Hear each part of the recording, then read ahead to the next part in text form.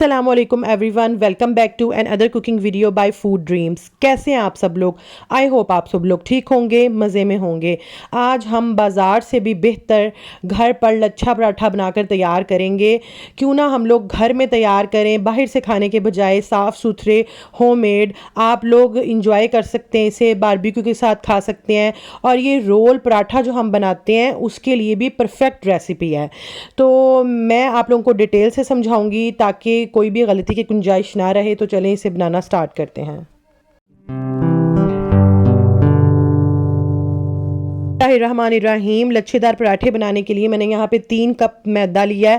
اگر آپ چاہیں تو فائن آٹے کے ساتھ بھی اسے تیار کر سکتے ہیں، لیکن بازار جیسے پرفیکٹ لینے کے لیے فائن آٹے کے ساتھ آپ لوگوں کو تھوڑا سا کوانٹیٹی میں جو ہے وہ میدا بھی شامل کرنا پڑے گا، لیکن میں یہاں پہ پیور میدے کے ہی بنا رہی ہوں کیونکہ اس کی پرفیکٹ ریسیپی جو ہے وہ میدے سے ہی بنتی ہے۔ آپ لوگ بھی میدے سے ہی بنائیے گا، ٹھیک ہو گیا۔ اب اس کے اندر میں 2 ٹی اسپون اس کے اندر میں چینی کے ایڈ کروں گی۔ کیوں ایڈ کروں گی کہ چینی کی کیراملائزیشن ہوگی اور بہت خوبصورت سا جو ہے ہمارے پراٹھے کے اوپر کلر آئے گا، ٹھیک ہو گیا۔ 2 ٹیبل سپون اس کے اندر میں سوجی ایڈ کروں گی، اس سے بہت مزے کا کرنچ آئے گا۔ ½ ٹی اسپون اس کے اندر میں نے نمک شامل کر دیا ہے، اور 2 سے 3 ٹی اسپون اس کے اندر میں گھی شامل کروں گی۔ اگر آپ چاہیں تو آئل یوز کر سکتے ہیں، لیکن اگر آپ گھی ڈالیں گے تو اس سے کیا ہوگا نا کہ آپ کے جو لچھے ہیں وہ بہت اچھے بن کر تیار ہوں گے۔ تو آپ کو میں تو یہی کہوں گی کہ آپ لوگ گھی ہی یوز کیجئے گا۔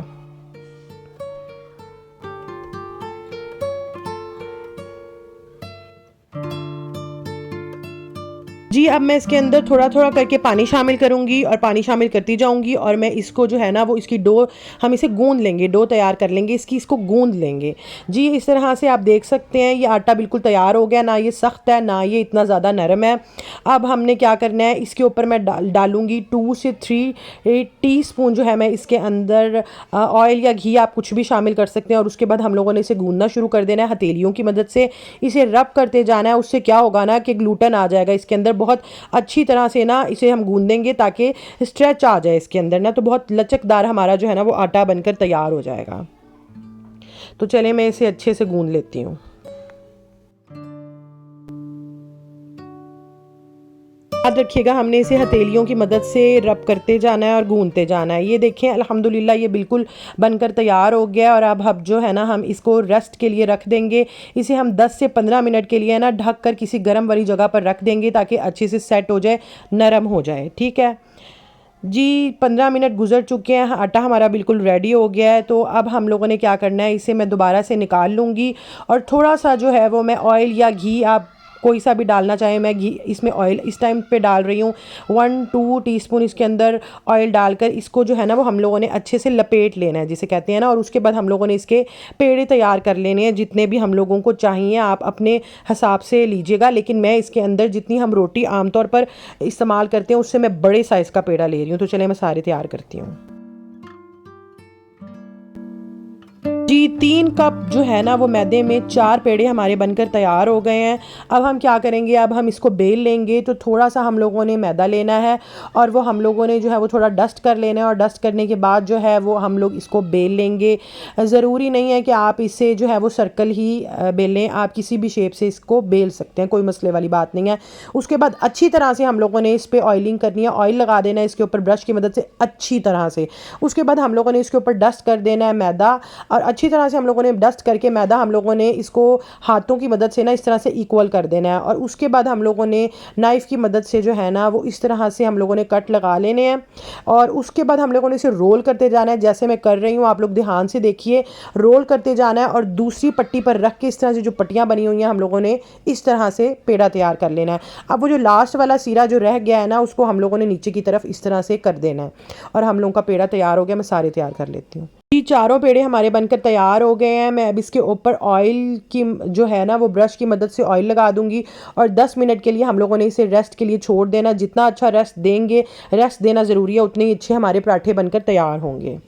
جی 10 منٹ گزر چکے ہیں اور ہمارے اب جو پیڑے ہیں بالکل ریڈی ہو گئے ہیں بیلنے کے لیے. میں نے اسے ڈھک کر رکھ دیا تھا. اب ہم لوگوں نے اسے بیلنا کیسے, ہم لوگوں نے اسے ہاتھوں سے بیلنا ہے. ہم لوگوں نے بہت آرام سے ہلکے ہاتھوں سے اس طرح سے رکھ کر جو ہے انگلیوں کی مدد سے اس کو ہم لوگوں نے دبانا ہے, اس طرح سے میں جیسے کر رہی ہوں اس طرح سے, اور اس کو دونوں ہاتھوں سے اس طرح سے ہم لوگوں نے دباتے رہنا ہے. اور ہم لوگوں کا یہ جو ہے نا روٹی یہ بڑی ہوتی جائے گی. ہم لوگوں نے اس کے اوپر خشکا نہیں لگانا, یاد رکھیے گا خشکا نہیں لگانا. جی یہ بالکل بن کر تیار ہو گئی ہے. ہم لوگ جتنی عام طور پر روٹی بناتے ہیں اس سے تھوڑی موٹے سائز کی ہے اور چھوٹے سائز کی ہے. بہت بڑے سائز کی میں نے روٹی نہیں بنائی ہے.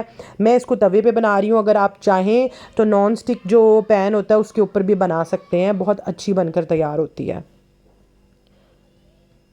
جی آپ دیکھ سکتے ہیں میں دوسری سائڈ پر اسے پلٹ دوں گی. یاد رکھیے گا یہ ہم لوگوں نے دم کی آنچ رکھنی ہے, دم والی آنچ پہ ہم لوگوں نے بنانی ہے, کیونکہ تھوڑے ہم لوگوں نے اس کا سائز جو ہے وہ چھوٹا رکھا ہے اور تھوڑی سی موٹی ہے. یہ جو پراٹھا ہے یہ موٹا پراٹھا ہے, تو اسی وجہ سے ہم لوگوں نے نا اس کو ہلکی آنچ پر ہم لوگوں نے پکانا ہے آرام آرام سے, تاکہ کچا نہ رہے یہ پراٹھا اندر تک, اور اس کی لیئرز جو ہیں یہ بہت اچھے لچھے بن کر تیار ہوں گے انشاءاللہ. یہ آپ چیک کر سکتے ہیں الحمدللہ ماشاءاللہ اس کے لچھے ابھی سے ہی بننا شروع ہو گئے ہیں, آپ دیکھ سکتے ہیں. جی یہ دیکھیں ماشاءاللہ آپ یہ چیک کر سکتے ہیں الحمدللہ.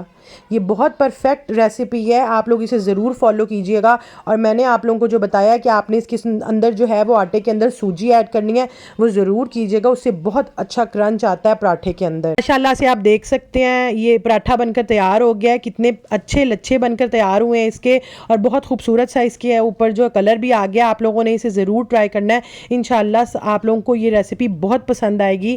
اور اگر آپ لوگوں کو میری ریسیپیز پسند آتی ہیں تو میرے چینل کو سبسکرائب کیجئے, اور اگر پہلے سے کر لیا ہے تو تھینک یو سو مچ. اور نوٹیفیکیشن کو بھی کلک کریں, اس سے میری آنے والی تمام ریسیپیز کی نوٹیفیکیشن آپ کو سب سے پہلے ملے گی. اور اگر ریسیپی پسند آئی ہے تو لائک شیئر کرنا نہ بھولیے گا. ملتے ہیں نیکسٹ ویڈیو میں, تب تک کے لیے اللہ حافظ.